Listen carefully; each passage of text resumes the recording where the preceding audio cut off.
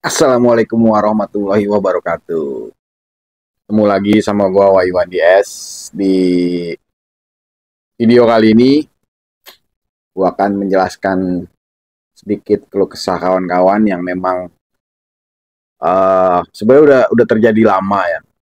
Cuma gue sih ngeri-ngeri sedep nih bawa-bawa cerita ini ke kawan-kawan ya. Tapi kalau nggak kita bahas juga takutnya si oknumnya juga nggak banyak belajar juga gitu. Sebenarnya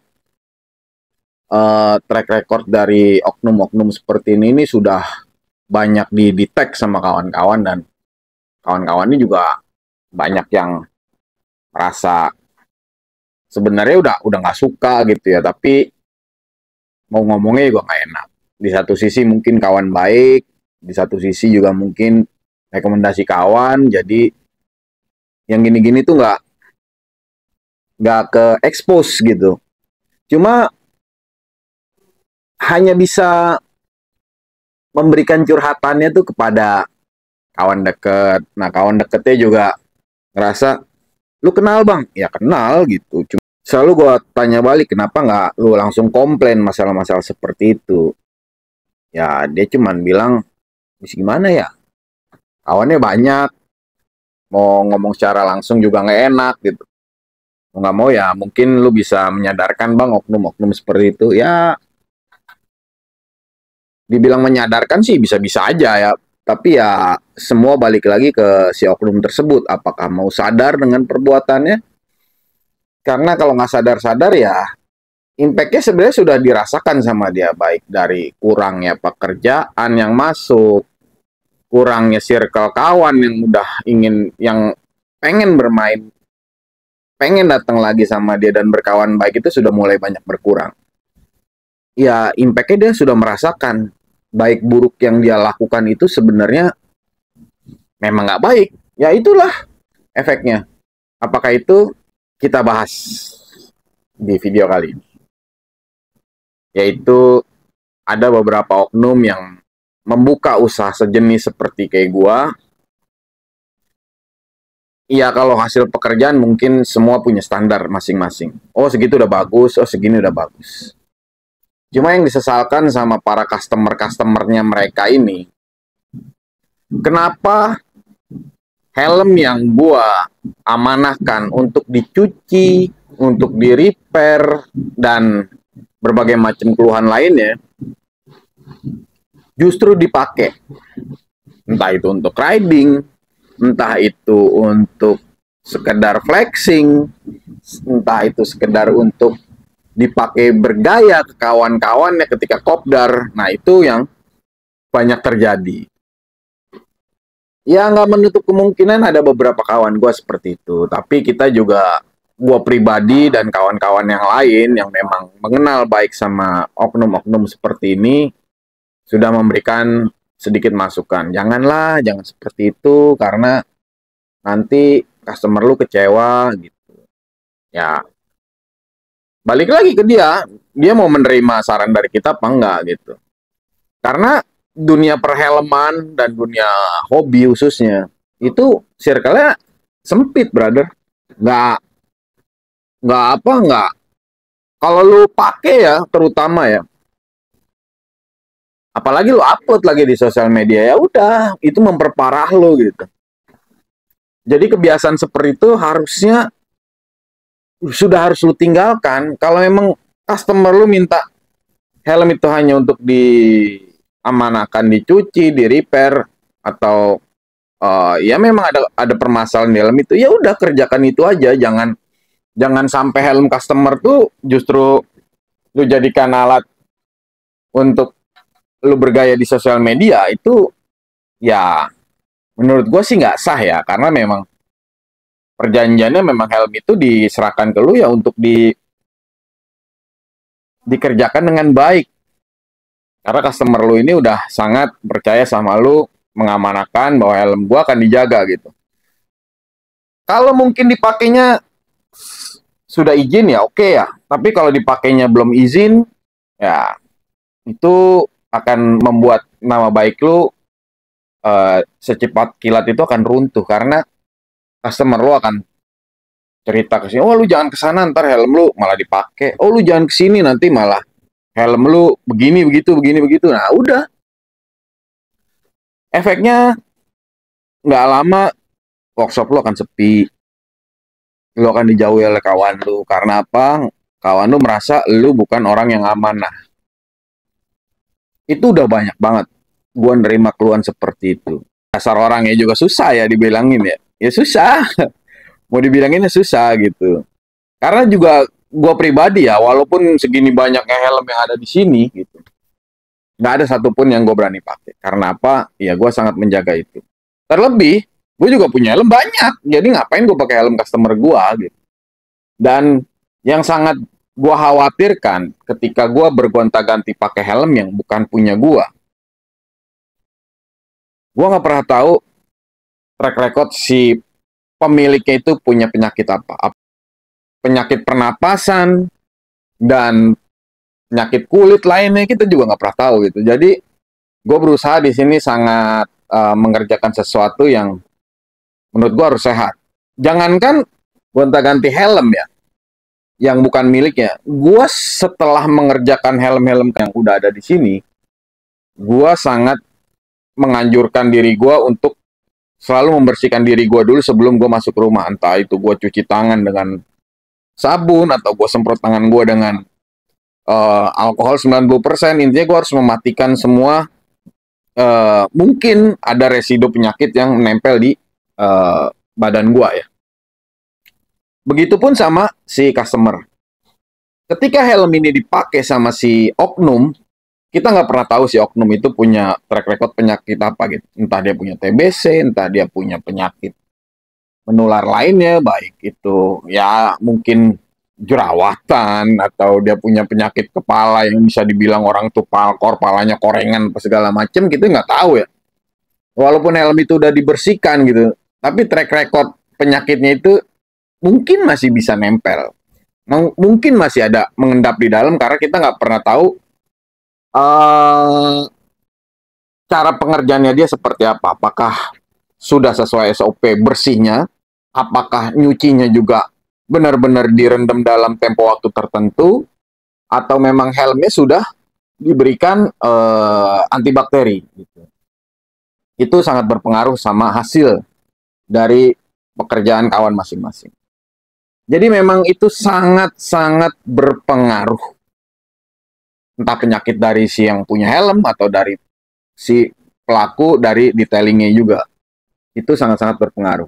Keluhan itu udah banyak gue terima, tapi gue baru berani menyampaikannya di video ini. Mudah-mudahan di video ini oknum-oknum seperti itu juga notice di video gue, entah dia berani buka YouTube gue atau enggak, tapi banyak terjadi. Enggak hanya di pinggiran Jakarta, luar Jakarta, atau di Jakarta sendiri tuh ada. Gue nggak memungkiri itu. Ada oknum seperti itu. Jadi gue nggak bisa bilang, itu hanya terjadi di sana. Enggak. Ini terjadi di mana-mana. Tinggal balik lagi ke oknum-oknum tersebut. Kalau memang yang belum tahu, bilang terus, emang ada? Ada, brother. Jadi, lu tesnya gini aja. Lu pokoknya random. Cari tempat, tempat detailing ya, atau cuci, segala macem. Lu tinggal pantau aja di sosial media dia. Mungkin dia nggak posting ketika habis pakai, besoknya terus posting. Nggak. Dia biasanya ngulur-ngulur waktu, entah berapa saat kemudian gitu. Yang penting lu apalin aja helm lu itu. Identik helm lu itu, bukan helm orang lain. Gitu. Karena memang helm kita nggak bisa ngejudge, oh itu helm gua tuh, sama tuh. Belum tentu. Ada juga yang mirip.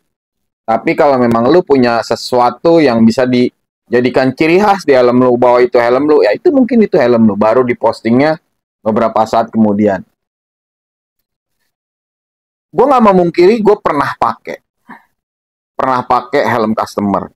Tapi gue pakai helm customer itu bukan untuk riding. Lebih ke seandainya memang helm ini butuh sentuhan resize ya, maka helm itu akan gue simulasikan keluhannya biasanya, oh gue sakit di sini bang, gue sakit di sini bang. Nah, gua akan pakai balak lava yang memang sudah gua cuci bersih. Dalam artian memang itu balak lava yang gua pakai khusus untuk tester ya. Gue punya beberapa balak lava yang memang untuk tester dan habis gue coba, gue langsung bersihkan. Gue nggak mau ada track record penyakit menular ketika gue pakai balak lava itu lagi. Jadi memang gue pakai dulu helm itu dengan balak lava ya tentunya ya. Gue pakai balak lava, gue simulasikan, oh sakitnya di sini, oh sakitnya di sini. Jadi itu sudah bisa gue simulasikan. Kalau memang dalam kasus-kasus tertentu. Tapi kalau memang, bang, gue dari size M pengen ke size L, itu nggak perlu gue tes. Itu sudah rumusnya udah di luar kepala masalah kayak gitu. Jadi tinggal eksekusi aja karena memang sudah tahu dari M ke L itu harus naik berapa size atau harus turun berapa size. Jadi kita nggak perlu simulasikan harus pakai helm customer. Tapi bila memang dia punya keluhan, oh gue sakit di sini, oh gue sakit di sini, ya itu memang harus kita simulasikan. Karena memang nggak mungkin ketika helmnya ada di Jakarta, orang ada di luar Jakarta, kita harus bolak-balik ke daerahnya dia hanya untuk fitting dulu, nggak bisa. Jadi kita memang harus simulasikan helm itu di kita. Pastikan dulu sebelum dites, sebelum dipakai, sebelum dieksekusi untuk di resize, helm itu selalu disemprot yang namanya antibakteria atau ya kalau lu nggak ada antibakteria spesifik, lu bisa pakai alkohol 90% untuk mematikan kuman-kuman atau bakteri mungkin ya, yang sifatnya sementara. Karena kalau mau yang sifatnya permanen banget, lo memang harus detailing ya. Jadi ya kita matikan dulu bakterinya untuk sementara, dikala kita proses itu. Gue yakin kawan-kawan di sini mungkin ada yang merasakan seperti itu, gue rasa ada. Tapi gue juga nggak mau spesifik orangnya siapa, gue juga nggak mau spesifik tempatnya di mana, karena gue yakin di kota kawan-kawan ada orang yang seperti itu. Kalau hanya sekedar untuk foto dipegang ya wajar mungkin ya. Ah, mumpung orang yang nggak ada gue pakai dulu lah buat kopdar. Gue pakai dulu lah untuk night ride. Ah, gue pakai dulu lah untuk San Mori. Ah, itu jangan sampai. Karena apa? Yang punya tahu, brother. Mungkin yang punya nggak memperhatikan di sosial media lu, tapi kawannya siapa tahu memperhatikan sosial media lu. Itu sama aja lu meruntuhkan usaha lu sendiri. Saran gua, pilih-pilih tempat dan pilih-pilih orangnya juga yang mungkin bisa menjaga hal sekecil itu. Karena bukan gimana-gimana, memang kalau kita melihat helm mahal, helm bagus, tuh rasanya pengen nyoba ya gitu ya. Ya kalau gua mau nyoba, nyoba apa ya? Hampir semua helm kita udah lihat, hampir semua helm kita udah pernah coba, hampir semua helm tuh udah dalam artian coba semua helm udah pernah gua punya. Karena bukannya kita pengen menyombongkan setiap helm baru kita harus beli terus untuk flexing, bukan. Ya ini resiko lu harus tanggung ketika lu punya usaha sejenis.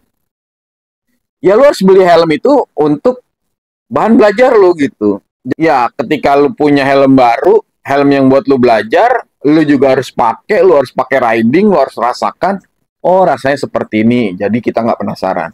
Oh ini ada kekurangan helm di sini, oh jadi kita juga nggak bodoh-bodoh amat lah kalau masalah helm seperti itu.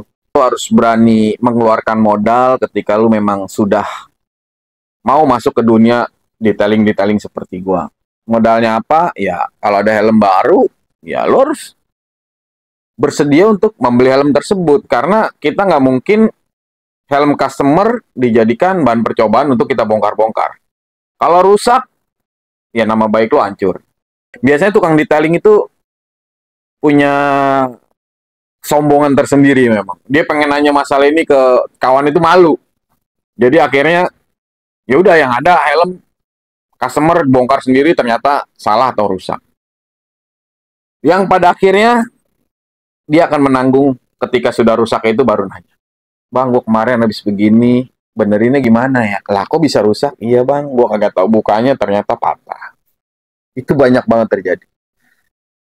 Jadi saran gue, kalau kawan-kawan mau mencari tempat detailing, juga harus tahu sosial medianya si pelaku bisnis itu.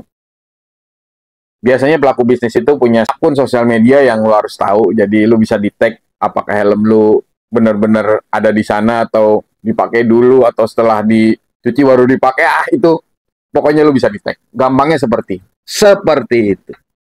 Jadi ini bukan untuk menjelekan kawan-kawan, ini hanya untuk sekedar memberi sedikit teguran dan memberi sedikit pelajaran buat para pelanggan. Karena hal seperti ini buat gue sudah lumrah, sudah biasa gue denger, sudah bosen gue terima keluhan-keluhan seperti itu. Jadinya kayaknya harus gue angkat deh, biar kawan-kawan juga bisa memilih tempat yang mungkin ya bisa lu kontrol dan lu bisa pantau bahwa memang helm lu benar-benar ada di sana, bukan ada di sana tapi untuk dipakai. Segitu aja dari gua.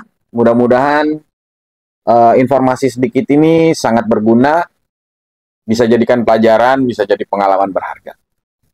See you guys di video berikutnya. Ciao.